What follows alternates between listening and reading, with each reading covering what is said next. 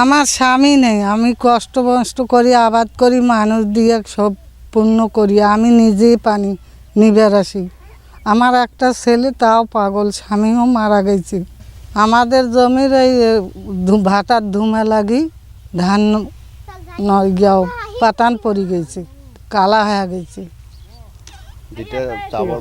20 acre জমির মধ্যে এই ভাটার ধুমা পড়ি সব ধান হয়ে যাচ্ছে পাতান হয়ে গেছে, সবগুলো সিটে হয়ে যাচ্ছে। এখন সেই জমিগুলোতে এখন স্প্রে করতেছি আমরা, এই যে যেটুক আছে সেইটুক রক্ষা করার জন্য। রক্ষা না করলে তো হবে না, নাহলে তো আরও শেষ হয়ে যাবে। এই ভাটার কারণে ভাটার ধুমায় মানে এটা শেষের দিক আসিয়া খুব ক্ষতি করে। ধান যখন ধানের দুধ চাপে তখন ধান পুড়ে যায়, আর যেখানে আমরা 40 মণ ধান পাই সেখানে মাত্র 10 মণ 12 মণ ধান পাই। অভিযোগ দেওয়ার কারণে আমাদেরকে হুমকি টুমকি দেয়, কোনো ক্ষতিপূরণ দিতে চায় না।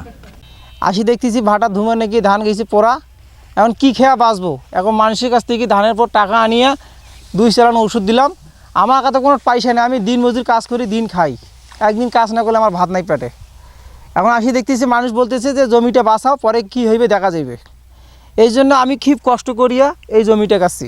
আজকে যে অভিযোগ আমাদের ভাটার বিরুদ্ধে করা হচ্ছে, এটা নিত্যই আপনার মিথ্যা। আমরা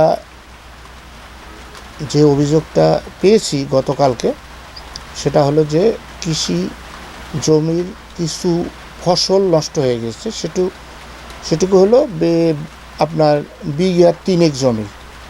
তো বিষয়টা নিয়ে আমরা উপসহকারী কৃষি কর্মকর্তা, তার সঙ্গে আমরা মত বিনিময় করেছি। উনি এই বিষয়টা জানিয়েছে যে এটা ভাটার কারণে নয়, এটা অন্য কারণে হতে পারে, কিন্তু ওষুধ প্রয়োগ করলে এটা সমস্যার সমাধান হয়ে যাবে। তো যাই হোক, আমি সৈয়দপুর উপজেলার অন্য ভাটা মালিকদের সঙ্গে মত বিনিময় করে আমি সেই কৃষকদের সঙ্গে বসে আমি একটা সমাধানের দিকে পৌঁছে গেছি, প্রায় কাছাকাছি। সেটা হলো যে আমাদের পক্ষ থেকে ঔষধ দেওয়া হবে, সেই ঔষধটুকু শেষে প্রয়োগ করা হবে। যদি সমাধান হয়ে যায় তাহলে তো ভালো কথা, আর যদি না হয় বিষয়টা কৃষি কর্মকর্তা এই বিষয়ে ডিসিশন দেবে যে ভাটা থেকে এটা ক্ষতিগ্রস্ত হয়েছে না অন্য কোনো আবহাওয়ার কারণে হয়েছে। আমার জানা মতে এবং আমরা যারা ভাটা মালিক আছি তাদের জানা মতে ভাটা চলমান অবস্থায় এই ক্ষতিটা শেষে কৃষিতে হয় না, ভাটা বন্ধ করার পর হয়। কিন্তু বন্ধ হয়েছে তারাগঞ্জের কিছু ভাটা, সৈয়দপুরের 5টা ভাটা চলমান, একটাও বন্ধ হয়নি।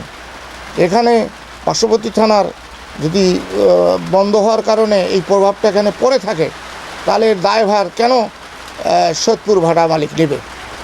যাই হোক, আমি তারাগঞ্জ থানার একটা অভিযোগের প্রেক্ষিতে বলছি, যেহেতু আমার তারাগঞ্জ রংপুরেও ভাটা আছে, আমি সেই সুবাদে বলছি যে তারাগঞ্জ উপজেলা নির্বাহী কর্মকর্তা মহোদয় আমাকে এইরকম বিষয়ে একটা সালিশের দায়িত্ব দিয়েছিল। সেই সালিশটি আমি সুনামের সহিত সম্পন্ন করেছি, যে টিকলি এলাকার কিছু কৃষকের অভিযোগের প্রেক্ষিতে, এবং উভয়কে বসে আমি একটা সুষ্ঠু সমাধান করে দিয়েছি। ইনশাল্লাহ আপনারা যদি চান এই বিষয়টা যদি আমাদের ভাটার মাধ্যমেই ক্ষতিগ্রস্ত হয়, অবশ্যই আমরা এটার সমাধান করব, এবং আমাদের ভাটা মালিক সমিতি আছে তাদের সাথে কথা বলবো।